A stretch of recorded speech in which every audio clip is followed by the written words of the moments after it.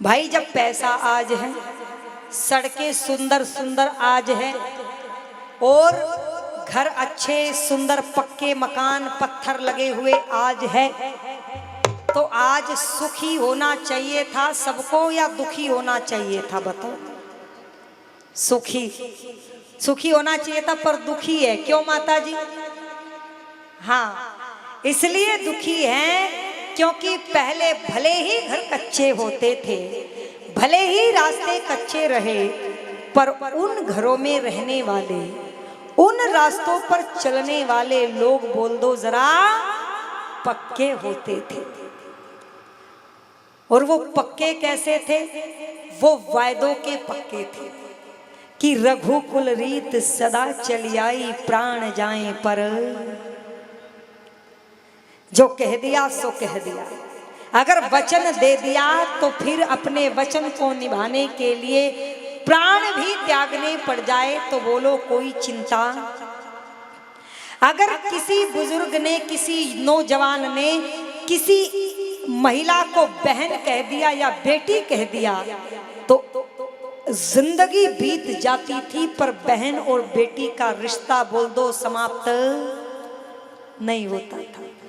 आज तो ताऊ चाचा के, मामा मौसी के भग भग के शादियां कर रहे हैं। मैं निवेदन कर दूं, यहां वाणी से भी बहन कह दिया तो फिर बहन रहती थी, संबंधों में विकार नहीं आता था। फिर थोड़ा सा समय बदला, लोग कायदों के पक्के हुए। भाई 4 बजे उठना है तो उठना है, खाने का नियम, सोने का नियम, नहाने का नियम। आगे आ जाओ बहनों, आगे बैठ जाओ आगे। उनके नियम हुआ करते थे, पर आज ना लोग वायदों के पक्के हैं ना कायदों के पक्के हैं। आज तो लोग केवल फायदों के पक्के हैं।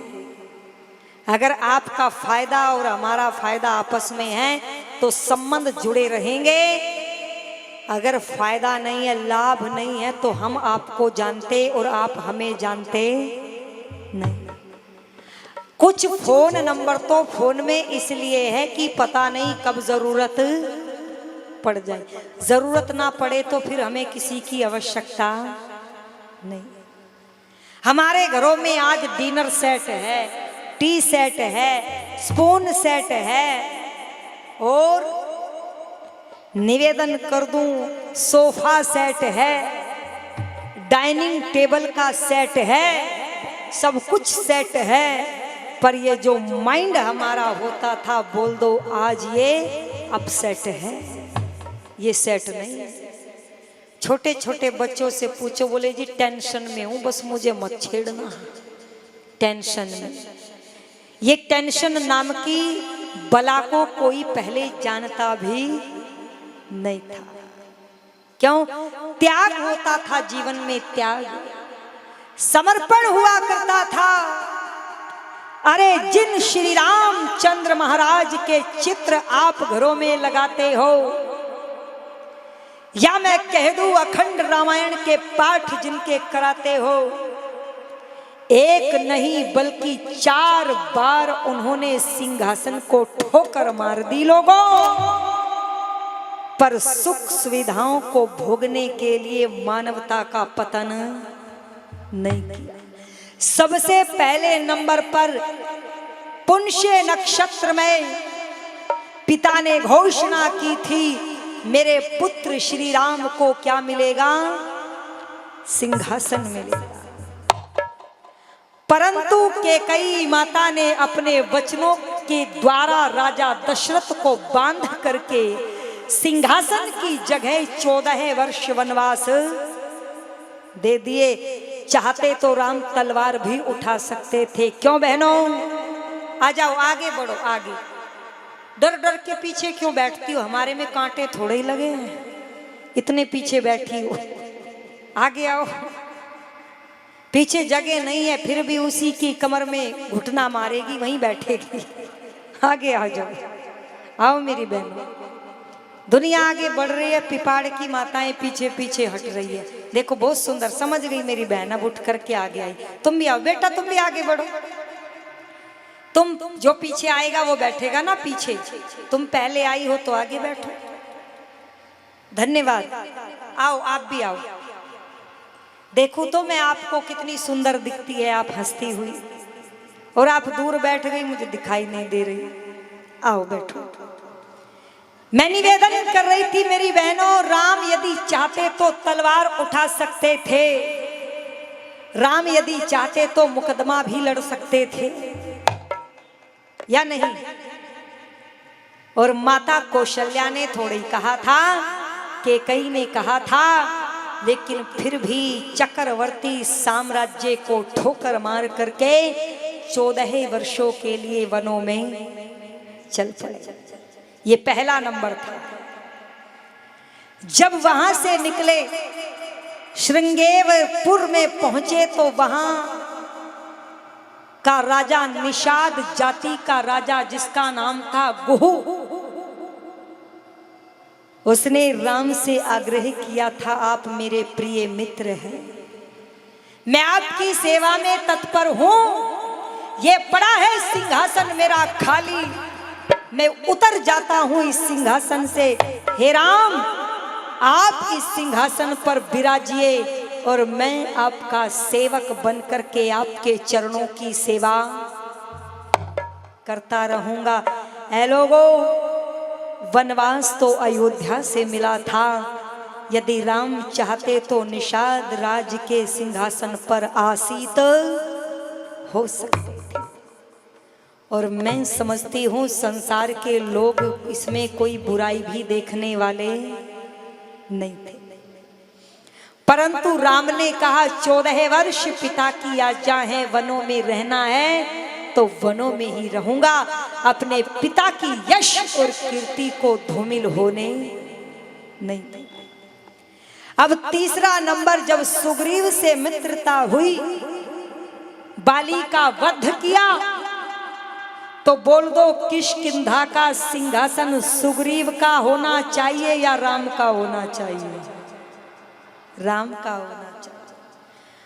परंतु फिर भी राम ने लक्ष्मण से कहा, हनुमान से कहा कि मैं नगर में नहीं जाऊंगा 14 वर्षों तक, इसलिए लक्ष्मण, हे हनुमान, तुम जाकर के सुग्रीव को सिंहासन पर बिठाओ और बाली पुत्र अंगद को युवराज बनाओ। अब चौथा नंबर सुनिएगा, लंका पर चढ़ाई करके रावण का वध किसने किया? बोलो बहनों, राम ने।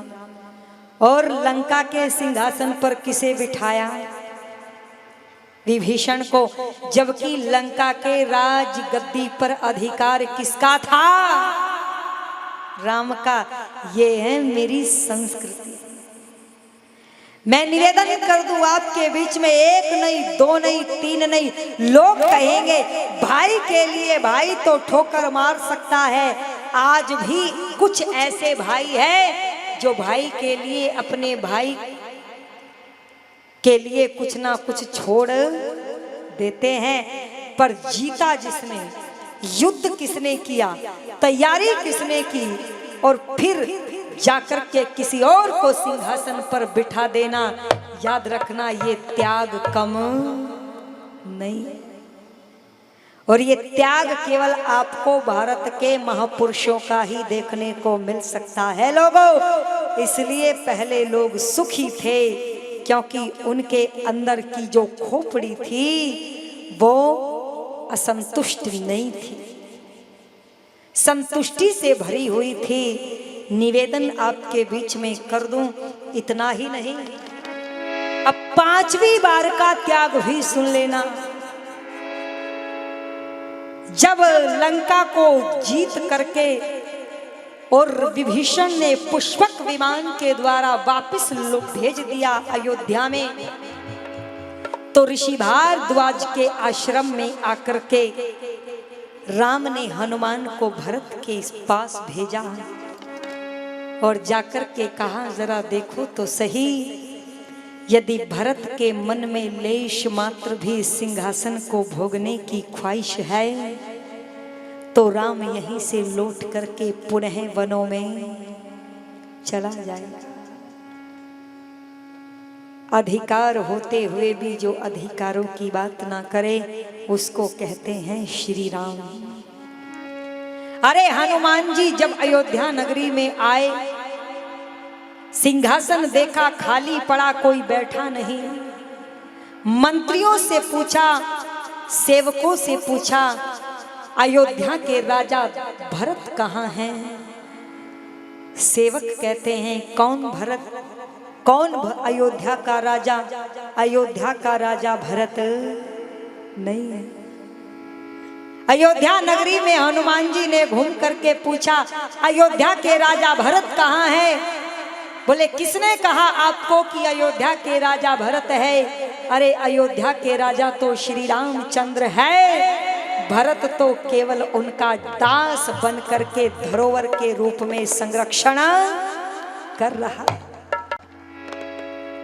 हनुमान जी ने कहा फिर वो भरत लाल मिलेंगे कहाँ? बोले जाओ नंदी ग्राम में। जब नंदी ग्राम में देखा, उलझे से बालों में बैठा है एक बावला सा, कांतिहीन पीले से चेहरे को लेकर के लोगों बिना खड़ाऊ के नंगे पैर जमीन में खड्डा खोद करके जमीन के अंदर सोता था, क्योंकि राम धरती के ऊपर सोते थे और राम के बराबर भरत कभी सो नहीं सकता था, तो धरती में खड्डा खोद करके उसके अंदर सोते थे। यूं ही राम और भरत नहीं कहा जाता। 14 वर्ष तो लक्ष्मण गए थे राम के साथ, पर जब भाइयों की बात आती है तो बोल दो नाम राम और भरत का आता है साहब। क्यों? चिता लगा करके बैठा है भरत। हनुमान जी इस कांतिहीन चेहरे को देख करके जैसे आंधी में सूर्य चमकता हो, चेहरे का तेज चमक रहा था, परंतु पीला था मुखड़ा। समझ गए यही है भरत, और कहा ये चिता किस लिए लगाई है? भरत कहता है आज 14 वर्ष पूर्ण हो गए हैं, अगर मेरे भैया राम वापिस नहीं आए तो मैंने चित्रकूट में उनके चरणों को पकड़ करके सौगंध खाई थी कि भैया यदि 14 वर्ष पूर्ण होने पर एक दिन भी ऊपर हो गया तो भरत लाल चिता में कूद करके अपने आप को भस्म कर देगा, पर अयोध्या के सिंहासन को संभालने वाला नहीं। हनुमान ने जब भरत के त्याग को देखा तो कहा अरे तमसा नदी के तट पर खड़े हैं राम, चलो भरत। खड़ाऊ उठा करके सर पर रख करके बावलों की तरह भाग पड़ा भरत लोगों, और दौड़ता चला जा रहा है। ना राह के कंकड़ और पत्थर दिखते हैं, ना आसपास के जाने आने वाले लोग दिखते हैं। बावलों की तरह भागा भागा चला गया और जाकर के राम के चरणों में खड़ाऊ को रख करके और खड़ाऊ के नीचे हाथों को रख करके कहा भैया सिंहासन आपका खाली पड़ा है, प्रतीक्षा कर रहा है, अब ये भार मुझसे उठाया नहीं जाता।